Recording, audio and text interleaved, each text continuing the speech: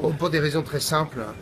D'une part parce qu'il incarne un changement de génération politique. On est le seul pays en Europe à avoir des candidats qui se recyclent éternellement alors qu'ils ont déjà été remerciés par les Français.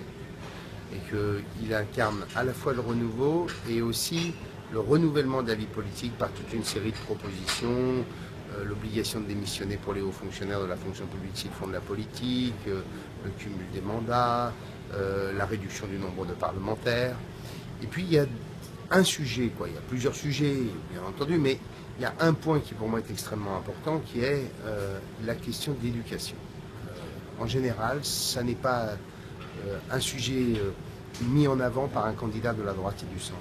Et pour moi, si la France va mal, c'est notamment parce que l'école va mal. Et que Bruno est le seul à porter une vraie révolution scolaire, faire en sorte que notre pays donne une chance à tous les enfants, quel que soit leur milieu social. Nous avons un système scolaire où la reproduction sociale est absolument abominable. Dis-moi ce que font tes parents, je vais te dire ce que tu fais comme études. Voilà le système.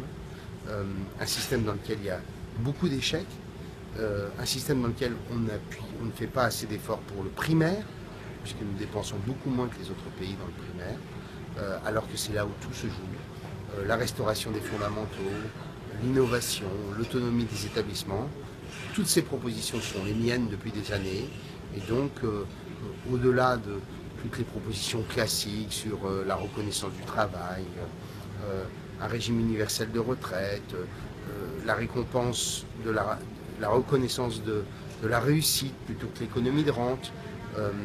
J'aime l'idée qu'on ait un candidat qui dise aux Français, parmi mes priorités, ce sera l'école.